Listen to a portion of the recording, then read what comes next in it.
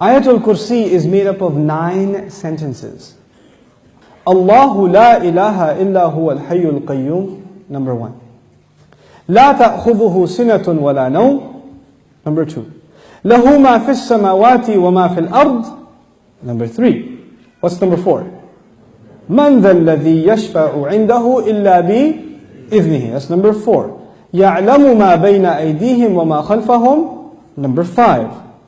Then وَلَا يُحِيطُونَ بِشَيْءٍ مِّنْ عِلْمِ إِلَّا بِمَا شَاءَ, number 6. Then وَسِعَ كُرْسِيُّهُ السَّمَاوَاتِ وَالْأَرْضِ, number 7. وَلَا يَؤُودُهُ حِفْظُهُمَا, number 8. وَهُوَ الْعَلِيُّ الْعَظِيمُ, number 9. 9 sentences.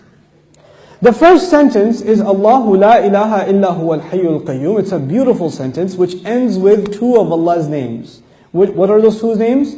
Al-Hayy, Al-Qayyum, the living and the source of all establishment. Everything stands and exists and is maintained because of Allah. What's incredible is that the last sentence, sentence number 1, has something in common with sentence number 9, which is وَهُوَ الْعَلِيُّ الْعَظِيمُ. How many names of Allah in the last sentence? 2 names of Allah in the first sentence, 2 names of Allah in the last sentence. Okay. Before I go to the second sentence, let me tell you something about security. Security guards have a very hard job. But if you get if you're in security, you have to sit in your booth. You have to stare at the CCTV for hours and hours. And does it move? It's the same picture. And you have to look at it for 12 hours, 8 hours. What tends to happen when you're guarding something? You tend to get sleepy. You tend to get tired. Allah Azza wa Jal says about Himself, لا تأخذه سنة ولا نوم. Drowsiness. Drowsiness happens when you're tired. And of course, what happens after that? What's the next step? Naum. This is the second sentence. The second sentence is, these are things that creation has. Creation gets tired and it starts getting drowsy and eventually it falls to sleep. What was the second last sentence?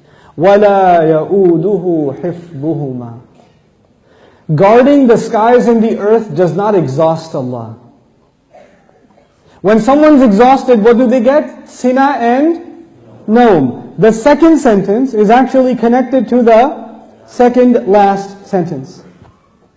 لا تأخذه سنة ولا نوم ولا يؤوده حفظهما.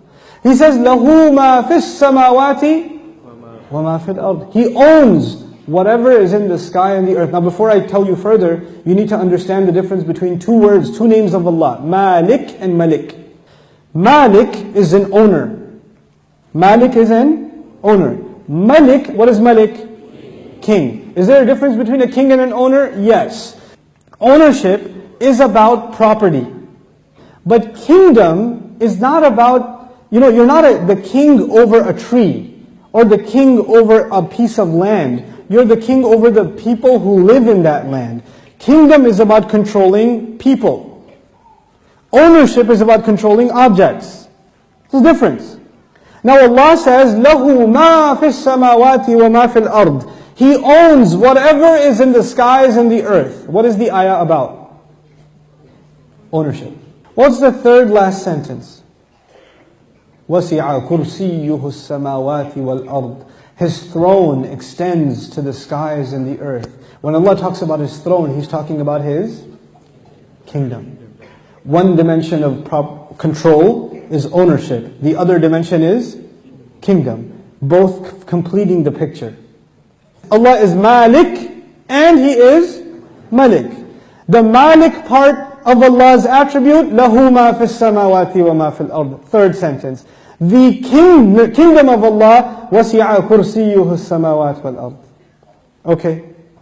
What's the fourth sentence? مَنْ ذَا الَّذِي يَشْفَعُ عِنْدَهُ إِلَّا بِإِذْنِهِ. Let's understand this ayah first. Who will come and make shafa'ah with Allah except unless He gives permission? In other words, what is shafa'ah? Shafa'ah means you got connections. Shafa'ah means that you were about to lose your job, but your uncle is the manager and he came and said, no, he's with me.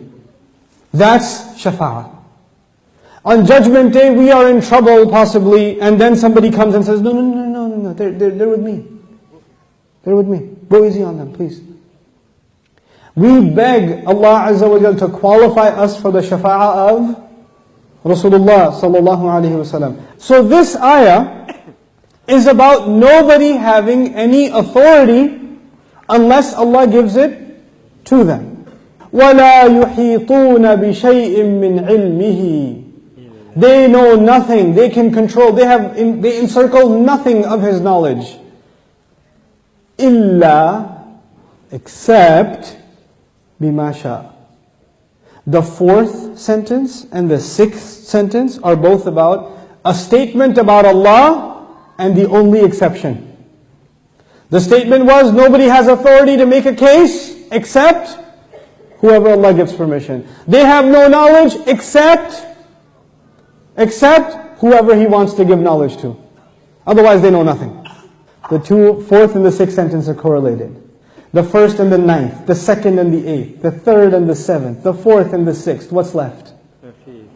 Middle sentence? He says, يَعْلَمُ مَا بَيْنَ أَيْدِيهِمْ وَمَا خَلْفَهُمْ. Oh my God, He says He knows what is ahead of them and what is behind them.